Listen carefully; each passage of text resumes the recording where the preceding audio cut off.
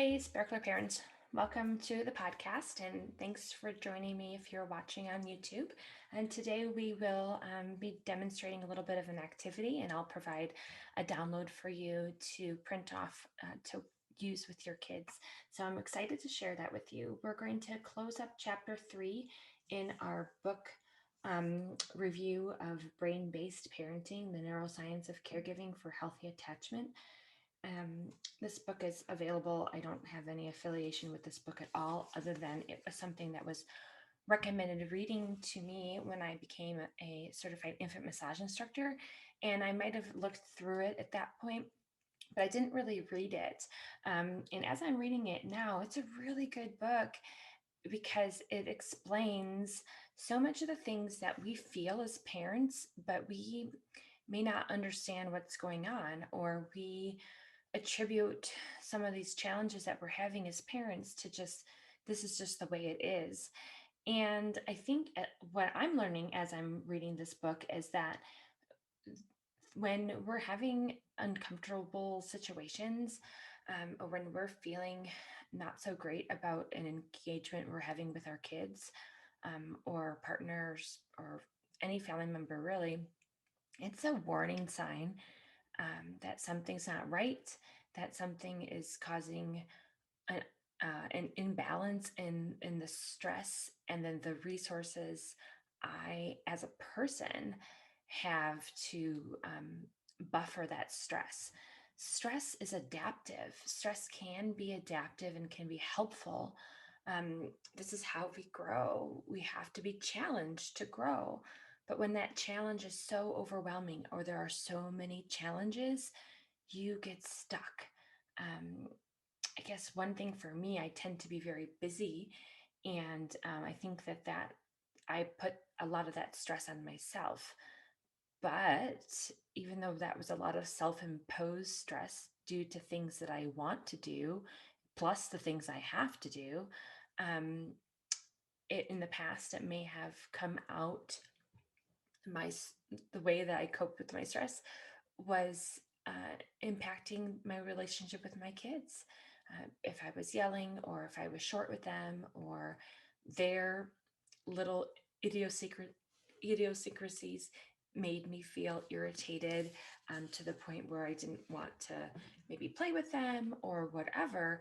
Those are symptoms of block care, due to stress. It's not a pathology. There's nothing wrong with you.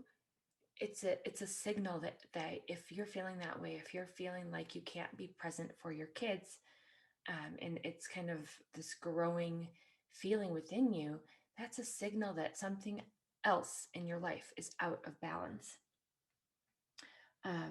One of the things that was told to me was, if I throw 100 balls at you, how many are you going to catch?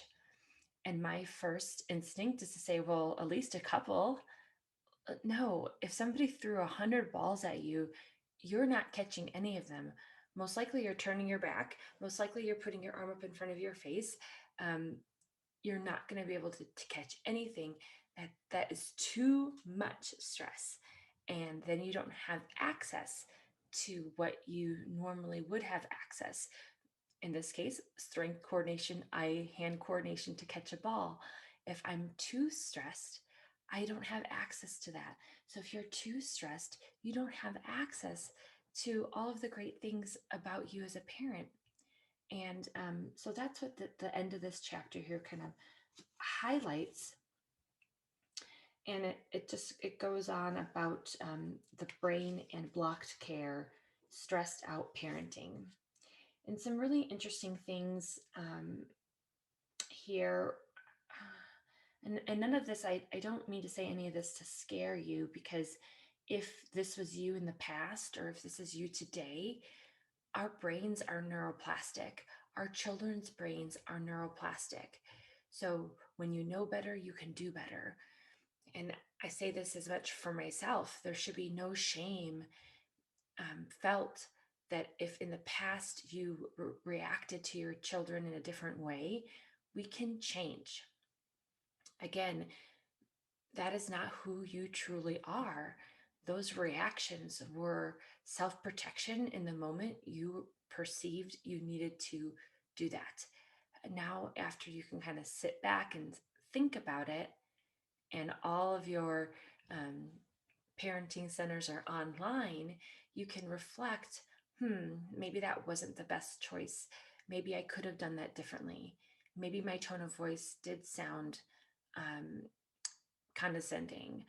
Maybe I wasn't being respectful. Maybe my child's reaction to me wasn't exactly the reason why I thought whatever had happened or didn't happen. So you can create some space for yourself and reflect later. That's where journaling can come in, or having a friend to talk to. I highlighted some things in the book here, and one that kind of goes off of that. It says sometimes that parents who have unresolved memories of painful, frightening, or shaming experiences tend to be prone to being triggered by their interactions with their children into unparental states of mind, during which they lose touch with what is happening in the parent child relationship in the moment. So it's not that you are not able to be accessing those parenting centers all of the time, but in specific times of stress or when a specific statement is said. I know I feel that for myself.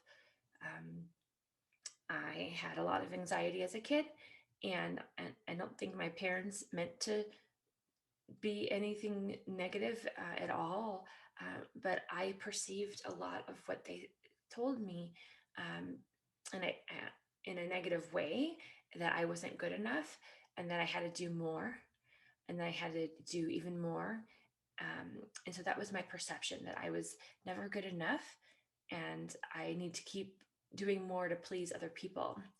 And so I get triggered easily when I'm told to correct something, because I feel again like a little kid, like I'm never good enough. And so on the flip side, I try really hard to please people because I don't want them to be upset with me. And so I know this about myself, but it is not who I am. So if I really think about those thoughts compared to who I really feel, who I am at my essence, they're not the same. And that's exactly what's going on here in this book. They're talking about that in that early childhood time, our limbic system is really learning about the nature of interpersonal relationships. So, somewhere along the line, I learned this, that in order to feel safe, I need to please people. And again, this wasn't because my parents like explicitly taught that to me, but that was my perception. Um, and yet I can grow beyond that now. I can have more awareness. I can have more self reflection as an adult to know, no, that's really not how it is. And I can notice and keep myself in check when I feel myself moving out of um, the space where I can have that self reflection. And this is where stress comes in, because if you already have those tendencies and then you're stressed, it's so much easier to fall back down to those primary coping mechanisms. So, building up good resources around you to be able to kind of help you tune into when you might be falling off of your center is very helpful for a parent. And then I'm going to say it's very helpful for our children too, because they don't know what's going on. All of their reactions that seem out of character to them are exactly that. Their reactions to a stress. Now, are you the main stressor? Maybe, maybe not. Maybe they're also feeling stress from school, or maybe they had a difficult time playing with a friend and that you didn't even see what happened. But now here they are with you in a heightened state. And when you ask them to do something that they don't want to do, they blow up at you. And so we can look at it, antecedent in behavior, what happened right before the explosion. But sometimes it's not just that simple. Sometimes it's what happened the day before. Sometimes it's what happened the day before, plus everything that's happened in between, how well they slept at night, what they ate for breakfast. All of those things change us from a neurochemical standpoint, what neurotransmitters are circulating in our body, the levels of cortisol in our body, whether or not we got good sleep the night before. So, all of these things work together in concert. And in our brains, as parents, we have the capacity to be online with our kids a majority of the time. We have that capacity. Now, if we're feeling that we're not able to do that, again, that's a warning sign that something else is off, and start being curious about what that is. Start being curious about how we can create some more space for us as parents. So I'll just wrap it up here. In stressed out, survival based brain mode, um, that is the state of blocked care, with the higher prefrontal regions of our brain suppressed. The vital functions of self awareness and self monitoring are offline. So, again, if you're listening to me here and you think to yourself, there's no way I have this self reflection, I just can't do that. I have no idea what you're talking about to observe yourself. They're saying right here in this book that that is a clear signal that you are so stressed out that the prefrontal areas of your brain that are supposed to help you with that parental executive system, is offline. So take that as a good thing that you're aware of that now. Take that as a gift to use that as a signaling, as a message system for you, that your body and your brain are communicating to you, and that we now know why, and we need to take steps to help buffer the stress, remove stresses that are not essential in our lives, and gain more resources. So, one resource that I have for you and for your kids is this Calm Down Cube. So, I'll put the link to the download in the show notes, and the link also has a video link too. Pretty much, you're going to print out this PDF and you fold on the dotted lines. I like to use cardstock if you have it. It just makes for a firmer cube, um, or a dice, basically. If you don't have that, you could print it off on regular paper, and maybe you have some other sort of small box, or a dice from the dollar store that you can tape the pictures on. So that might work out too. And the way you want to use this, for yourself or for your kids, is just get used to all of the activities on all 6 of the sides. So you can look at those. And like I said, any of them that might be a little bit different, there's links showing you videos when you go to where this PDF is. And so then you would practice just as a game, taking turns rolling the dice, and both you and your child practicing whatever the cube says. So that's step 1, is to be aware of what these are. Step 2 is when your child or yourself are feeling a little bit out of sorts, a little bit off center. If we're trying to return to a state of more calmness, we can use the down cube. Now, caution, if our child is angry, if our child is mad, if you are mad or angry, the object of this is not to stop the anger. It is to bring yourself into a state where you are no longer reacting. You're no longer kicking. You're no longer hitting or throwing something. And of course, that would be for our children, right? Throwing toys or yelling. So we can be angry, we can be mad without reacting. So it's not about taking away the emotion. It's about getting our child back to a state of calm and alert, so that it can actually feel what this emotion is. All of that reaction is actually you or your child trying to get away from the emotion. Distraction would be another one, or avoidance if they just don't even want to talk to you. Fine. Go ahead and have 60 seconds or 2 minutes on your own. Come back, because I really want to play a game with you.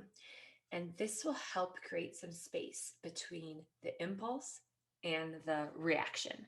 So you would roll the cube, and let's say it landed on put on a song and jump or dance. I ask my child, do you want to do this one? If they say no, okay, that's not a problem. It's my turn. I'm going to roll the cube. I'll take 6 snake breaths, and I'll invite the child to take 6 snake breaths with me. If they don't want to, that's not a problem. But we're going to play this game. Maybe we'll set a timer. We're going to play this game for 5 minutes and see how many we can get.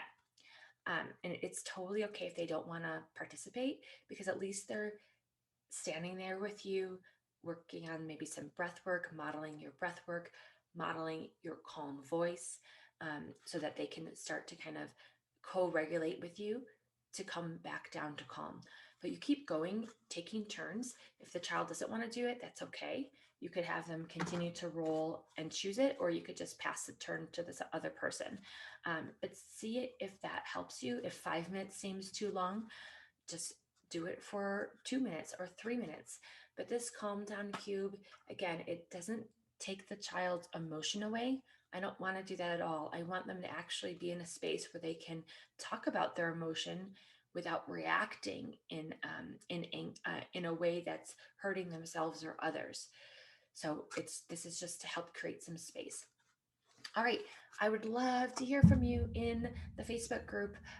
This is a very long episode, almost 20 minutes long. So um, let me know as well if that's better for you, if you prefer the shorter episodes. Have a great day.